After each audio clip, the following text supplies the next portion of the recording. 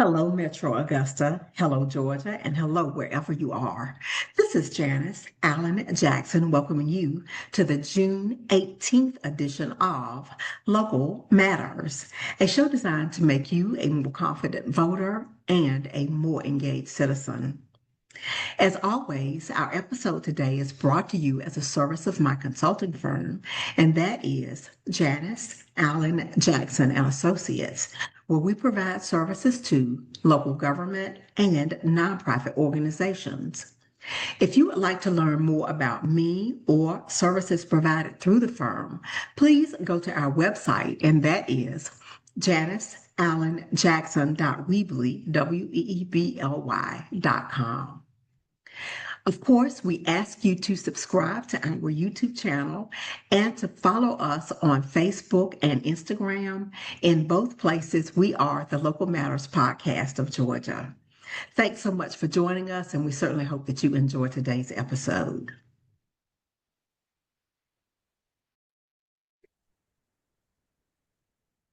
Local Matters family, today we are joined by Rebecca Mixson. She is with the University of Georgia Small Business Development Center. How are you doing today, Rebecca? I am fantastic. Thank you for having me today. I'm glad to be able to talk to your followers. Thank you so much for coming on. As you know, sometimes we feature government-related topics, and sometimes it's what I call community topics, where we feature nonprofits and other things that are available in the community, paid for by the government, and you're one of those, correct? Yes. Yes, we are partially funded by the Small Business Administration, partially funded by the University of Georgia, partially funded by the revenues we generate from the classes that we're able to promote for the community. So yes. Okay, all right, great. And thanks for explaining those funding sources, because I was thinking it was all state, so it is not all state funding. It's a mix, it's a combination, yes. Okay, all right, very good.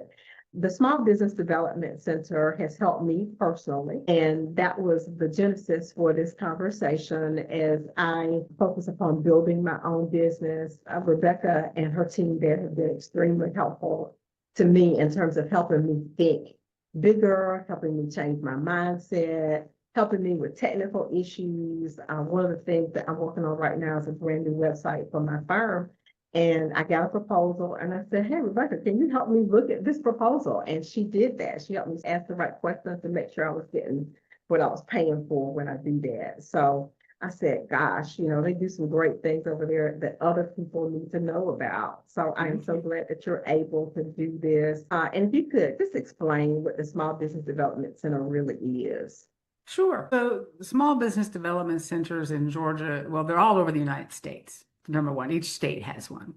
So the small business development centers are tasked with helping small businesses develop. Now, that sounds redundant. However, I must first ask for an individual to ask themselves, what is a small business? And most people think a small business is a 1 or 2 person business, maybe 4 or 5. But technically, a small business can have up to 499 employees and can have up to $50 million more in revenues. And many people think, well, that's not very small. And it's not compared to other small businesses, but compared to corporate, it may very well be.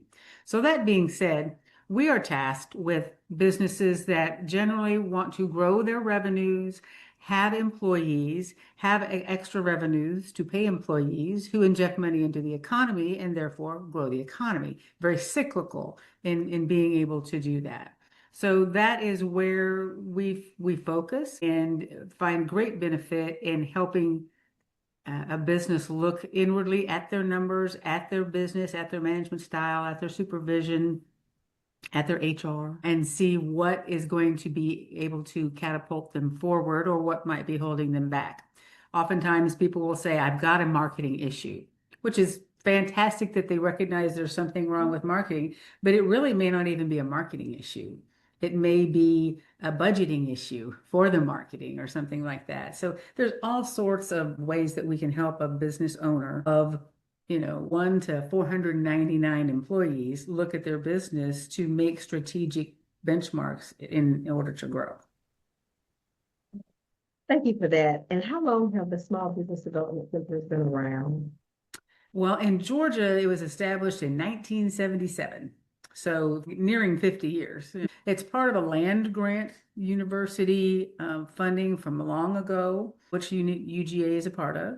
And it's just these public funds that are helping the public to become more knowledgeable and grow in what they want to grow in. There's agricultural based, there's business based. We're just a part of that public service and outreach with the University of Georgia.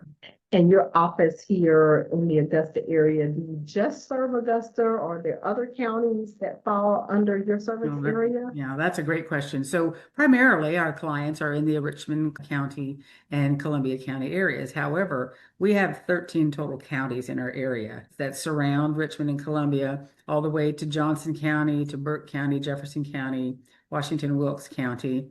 We butt right up to Oglethorpe and those that have Athens, Clarke County. We butt up against that and come this direction. All right, great. And there are other offices in other areas of the state to cover the rest of the counties? Every 159 counties in Georgia is covered by an UGA SBDC office. We have 18 offices across the state. And of course, there are densely populated ones in the Atlanta area just due to that population. But we cover all from south to north, east to west. Yes. Awesome. That is awesome. And recently I attended one of your events. It was the Women's Summit. In fact, those listeners who follow me on LinkedIn probably saw a post that I tagged you in about the summit and how helpful that was for myself and the other attendees. Great. And that when I was there, I saw people from so many different types of businesses. Is it open to anybody? Can your services be provided to anybody? And what's the criteria to come in and get help from you? Right. Again, basically is if you have employees and want to grow, it's a business we were able to assist you with. It could be a production business. It can be as in producing a product, manufacturing type. It can be a service business. It can be retail. My background is retail. We can talk about that later. But there's really none that we can put aside, but we do have to prioritize the callers that call in where we're able to give the most time to. If it involves capital acquisition or a growth of employees, that is a huge marker that we have to focus on for growing the economy. So if we can grow the revenues and employees, we can grow the economy.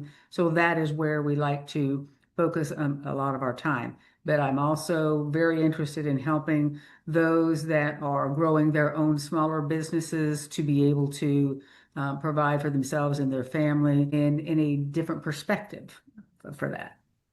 Okay.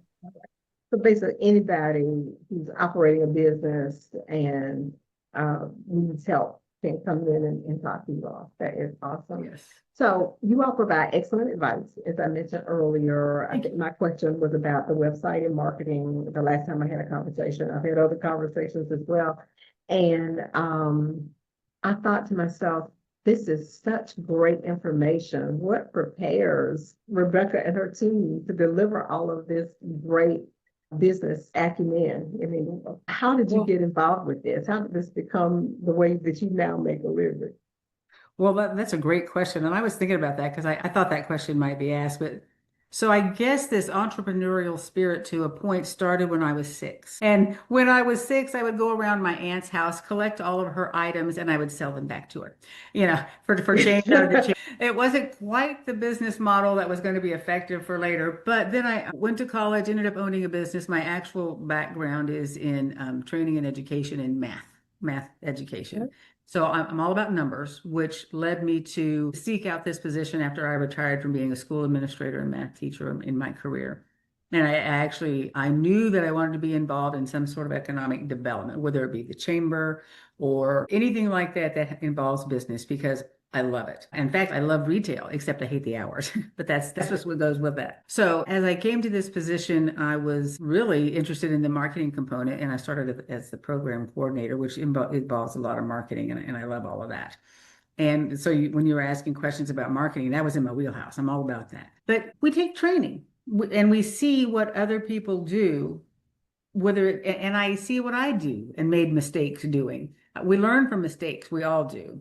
So we're going to try this. We research this. We experiment with this, that, or the other, and come up with something that we've seen that is going to work. In fact, I had a client, I don't know, 2 or 3 weeks ago. She goes, "Rebecca, you would never believe what happened on Pinterest. I said, really? And so I learned from them the stuff that they're trying and what works and what doesn't. And I get information from them to be able to share with others. And I don't give names or anything like that, but this technique has worked with other people. And we also, in fact, I'm attending a training in September on AI.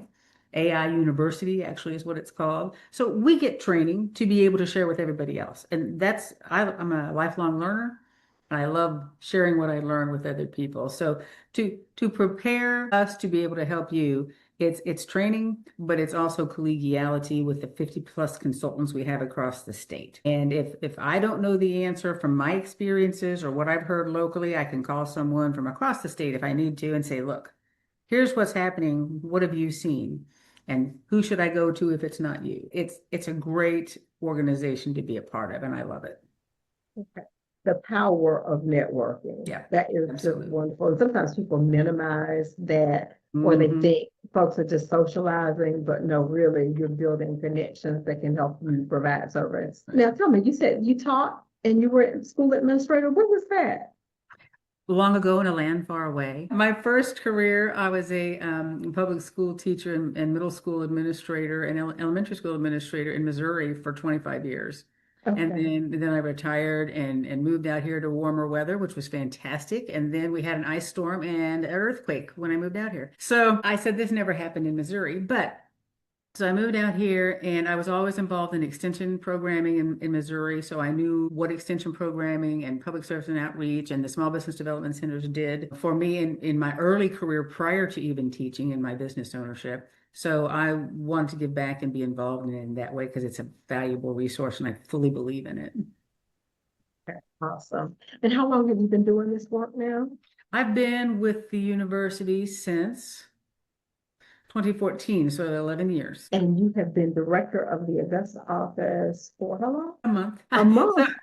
So I was started out as a program coordinator, which I was very happy to do as my retirement job, loved it. But I guess I just couldn't get the leadership out of my bones, I suppose. And so I became a business consultant, I don't know, 5 years ago, 5 or 6 years ago.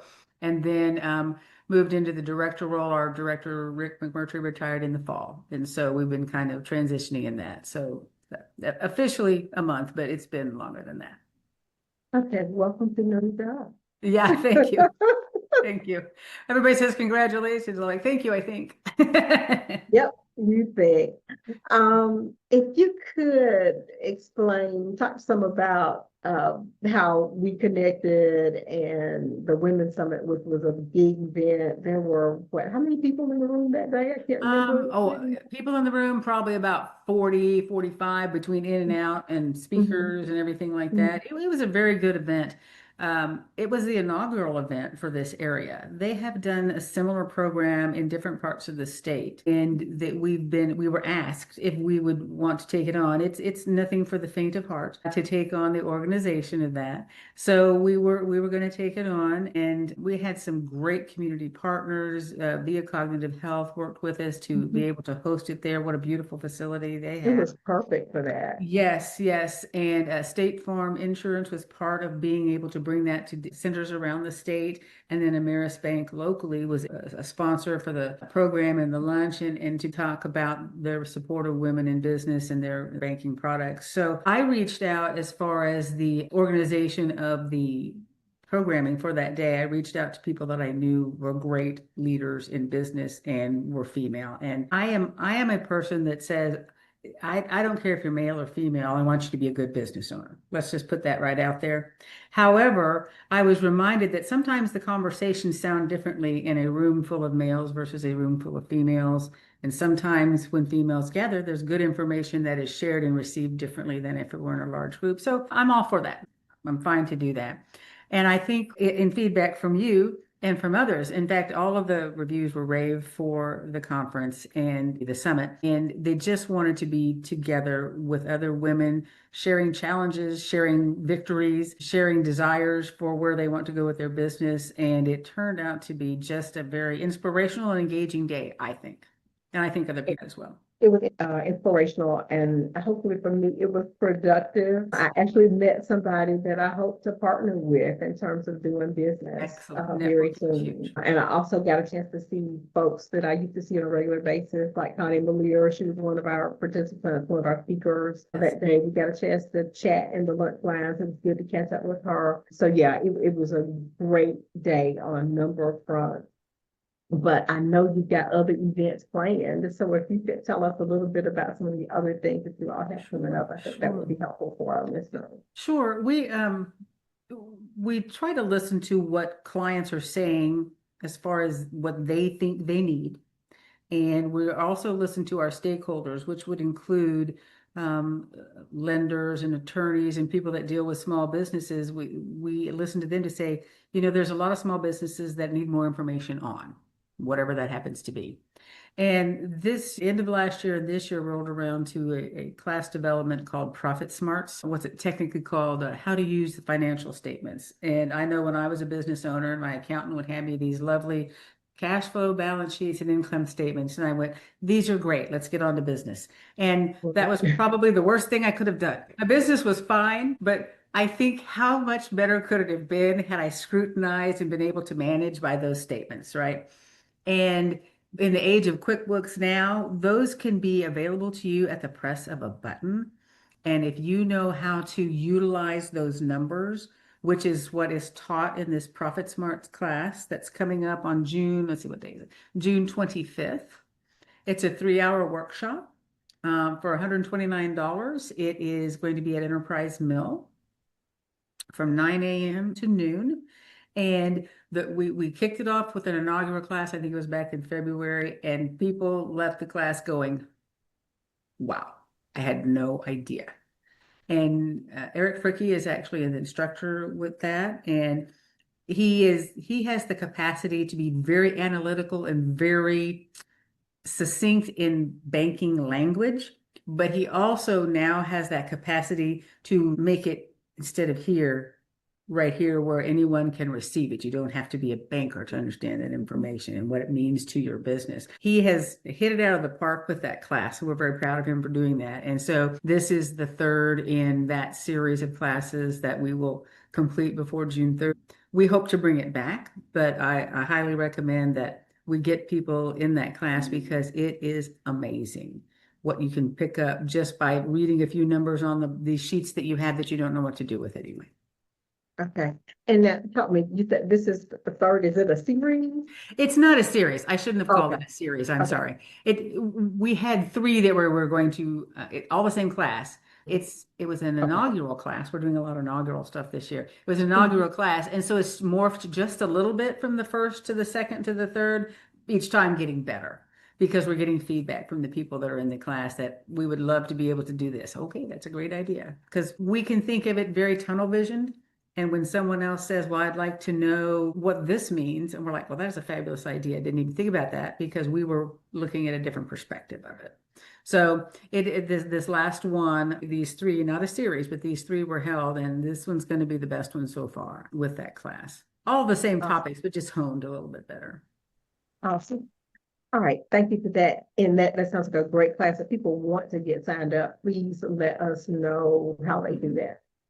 So you can go to our training website, which is georgiasbdc.org/training, and you click on the Augusta office and it'll bring up everything we're offering so far, and that will be right there. Okay. All right, great. Anything else? So that's for June. Anything else coming up? In the fall, we tend to not have as much during the summer because everybody's on vacation and it creates a lot of calendar issues. So in the fall, late summer, early fall, we're going to bring on something called enhanced holiday marketing, which again, having the retail background and marketing background, I'm excited about. Our program coordinator, Shelby Carl, also has a marketing background, and she's putting together a great lineup for that. In fact, if you're in retail or need to do any holiday marketing at all, it probably should already be in at least half swing, if not full swing. So Which is really kind of scary because it's just June. Yeah. Yeah. But in retail specifically, you need to have that plan in place because holiday comes fast. and you want to be ready with promotions and product to get ready for that holiday market when people feel the need to buy those gifts, right? And we want to be ready to capture that market of someone that's going to get out there and spend their money. So Shelby and I were brainstorming the other day about some things we think that are very important. And again, we always take the input of what other people have to say as far as clients are saying, we would love to know this, or there's lenders or accountants or attorneys that are saying, I've seen them ask this question lots of times. But so the general, and this may morph because this is our planning session, but we're talking about the entirety of a marketing plan. So people say, well, I want to do social media marketing. Well, that's fine. That's Facebook. That's great. Don't have a problem with that. There's website, there's email, there's Google ads. That we're talking about the entirety of putting all that together. So that's going to be about a third of the program, what that looks like to incorporate it to make it its best, right? And then within that, we're going to talk about red flags to look for, because sometimes you're thinking it's running really smoothly and it's not, because you missed a red flag. Then the second part, which is what we're really excited about, is AI for holiday campaigns. And AI turns around and changes all the time. It changes faster than the calendar days, but we want to be able to bring you ways that you can effectively use AI in preparing your holiday marketing in which you may never thought of before. So we're going to give generated examples. We're going to do live examples in workshop format. We love workshops because if you're going to give up your time and resources to be able to attend something, I want you to be able to do something hands-on and walk away with something that day to put into practice. And then we're going to talk about prompt engineering. Not the old prompt engineering that they were talking about 6 months ago, but the ways that you can, isn't that crazy? The ways that we but it's very accurate. It is. It changes all the time. But the ways that you can best utilize AI and ask the right questions. And particularly, we're going to talk about, again, that holiday campaign and what's going to make it most effective for you and your business, whether it's product oriented or service oriented. Most of the time in retail, it's going to be product oriented. So, and then we're going to talk about the user experience. And this is a concern of mine because so many people set up these things, these campaigns, these websites, these purchasing options, and then they fail to go through it themselves. And the user is going, what do I do now? This doesn't make sense. So we want to be sure that the user experience is streamlined, that you, of the owner or the marketer, whatever that looks like, has set it up so it's streamlined and makes the user want to go, that was easy. Wasn't it Staples that had the easy button at one time? That was easy. So that's kind of what we're talking about. That was easy. We want you to come back and purchase this, or visit our site for this information, whatever that looks like. But we want the user experience to be focused on, to be able to not frustrate the users. And I've seen so many websites that frustrates users. And that's where you're losing business. If you frustrate a user, they're not coming back because someone else is doing it right somewhere. I literally had that experience ordering a Father's Day gift. I was working with two different vendors, humongous vendors, Lowe's and Wayfair. And Lowe's frustrated me so bad that I just ordered it from Wayfair and got it over with. Yeah, exactly. I don't care how much money you can save. If the customer experience is not good, it's not going to work for you as a business. If it's not good, you're throwing away business is what you're doing. Yeah, that's exactly right. So any other AI that's really interesting and really a very current topic, and as you said, it will be current over and over again because everything's going to change. Anything else you got coming? Well, as far as classes, no, we will always have our CEO breakfast every January. We have that get together business leaders in the community. I suspect, although we haven't set it in stone, I suspect we're going to have an AI topic in that because again, it's a hot topic. We always choose a hot topic each year for it. And I suspect we're going to be doing something like that. Please don't take my word on it because there might be another hot topic that comes up between now and then, but we want to be timely in being able to bring that together as people are networking and planning their year for 2026. I'm sure we'll have a couple other classes here and there. We have our supervisor skills class. We have one, I'm looking at my calendar across the room, which is why I'm heading up like that. But we have a couple more scheduled, which is in which we take people that we actually started, let me back up. We started this class because we had a lot of people that were saying, I don't know how to supervise people. We have a lot of business owners that said, I don't know how to supervise people. And I get it. You know how to run this business, you know what you want to, your product or service to get across, but then you have to bring people on board and then they have to do what they need to do to make the business work. And then there's that supervisory thing when people aren't doing what they're supposed to do, or the training thing where they weren't trained right in the first place. So we have a 3-hour workshop on that, supervisor skills for the modern manager. And it started out when we were actually did what we call internal programs for businesses. We went to businesses and businesses came to us with their staff and we trained them. So we've turned it also into this public class for where any businesses can send their business owners themselves, their key personnel, people that they want to move into supervisory roles. And we talk about some of the stuff that, Dr. Roberts taught in our Women's Business Summit with the personalities. We do some of that in that class. When she said she was going to do that, I was so excited because it's what we're already doing. I love it. And how the HR stuff that goes along with supervision and how to handle certain things and how to mitigate supervisory problems by hiring the right people in the first place. So we talk about hiring and we talk about marketing your business as the business that people want to work for, not just the business that people want to buy the product or service from, but we want to be able to market our business. Because I remember when my daughter was in high school and her friends were looking for a job. She already had a job. And I said, well, go tell them to apply at such and such. And they're like, mother, nobody wants to work there. And I'm like, well, why not? And so there's all these underlying things that you see on social media that you as a business owner may not see. You have to be aware of all of that stuff to get the right people in your door to be your employee. It's amazing. If you haven't looked for a job in the last 5 years, totally different landscape than it was 10 years ago. So as we talk about all the great work that you all do, being in Augusta, is it just the three of you in the office? Yes, right now it is. We will hopefully have another one brought on board in the fall. Yes. Okay. All right. Great. What is the most commonly asked question that you get? Is it something that you hear over and over again? Yes. Yeah. And it's a futile question. Because there are in most calls that we get to the office or most when I'm out and about and people have an idea that they want to start a business, I will tell you the most common question is, where can I get a grant to start my business? And there's really no such thing. Because unless you have what they call skin in the game, you're not really going to put your best effort in it. If someone gave you $25,000 to start a business, you're like, I got $25,000. Unfortunately, there are people that take too much advantage of that. And so there is going to have to be a mindset of being somewhat financially solvent before you're able to start a business. You need to have at least a 20% injection into the project, whatever that project's going to be, and you have to have a good credit score. So that initial question of where can I get a grant to start a business is too often asked. And then we go into the education part of what you might need to do to be able to start that business. And some of the other questions, questions number 2 and 3 that are often asked include, I've got money in the bank. Why am I not making any money? And that just has to do with these cash flow statements and these income statements and these balance sheets that Eric's going to teach about in the Profit Smarts class. Most people think that if you have money in the bank, you're making money. Well, that is such a false bit of information. And coming from retail, I like to focus on a cash flow statement. A banker is going to focus on a balance sheet. Totally get it. I understand it. But I cannot do a darn thing in my business unless I have cash in the bank.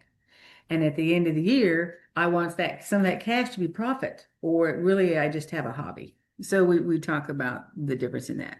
And then the third thing is, I don't know what to do with these people. And that supervisor class addresses that. So. Okay. Hey, all right, great. I knew that would be humorous answers to those. We've got just a little bit of time left. Is there anything else that I didn't ask that you wish I had? Anything else you want to share with our listeners today? Well, if anyone is in business, and it doesn't have to be if you're struggling in business, but there are many people that do. I mean, business is a struggle. It's a risk that anyone's taking. I would encourage you. I've had the fortune of having a few clients in the last couple of months that have called to say, I'd just like to talk with you, bounce ideas off of you. Here's what I'm thinking. Am I on the right path? I don't need any more. I don't want you to tell me how to do it, which is great because I don't want to tell you how to do it. It's your business. But I love being a sounding board for potential ideas and providing insight. That is the favorite part of my job. Now, I love numbers, don't get me wrong, but being a sounding board and being a trusted advisor or sounding board, consultant, whatever word you want to give to that, is probably the most fulfilling because the people that want to be in business are going to succeed. And I'm glad to be able to be that voice of that conscientious objector, if you want to call it that, whatever that is, that they're able to. I feel so much better after I've talked to you. I mean, they didn't change a thing, they just felt better. And they walked out and they made it happen. Sometimes that's some of the best that you can do. And they love that. And you hit on something that's so significant. We all need a sounding board, all have friends, family, what have you. But if they haven't run a business before, they really can't help you. You know, They have all sorts of ideas. yeah, because you don't know the business. You got to walk in another man's moccasins or whatever the expression That's is. right. You really have to talk to folks who've been there and done that, and have researched that in order to know, get good advice about being on the right track and how to develop some things. So I have come to think of SBDC as like my free business partner. Oh, absolutely. Sort of, because I feel like, whatever it is, one time, in fact, the first time that I contacted you all was a few years ago now, I was thinking about buying a business. And, Eric walked me through that, and I got enough information to know that buying that business was not a good idea for me. So that was very, very helpful with marketing, on with even helping me with some language. You helped me as I was thinking through getting into exploring a new line of business. And that's something that I did decide to do, and it's working out, the advice that you provided to me. So I love to hear that. I cannot say enough about the excellent resources that are available at the Small Business Development Center. Great. One more time, if you could give us your web address so that people can go there and look for information that may help them on their journeys as well. Certainly. It's Georgia, spelled out, the state, Georgia, SBDC, standing for Small Business Development Center, .org. So it's georgiasbdc.org. All right. Thank you so much, Rebecca Mixson, for joining us today. Thank you, Janice. It's great to be here today.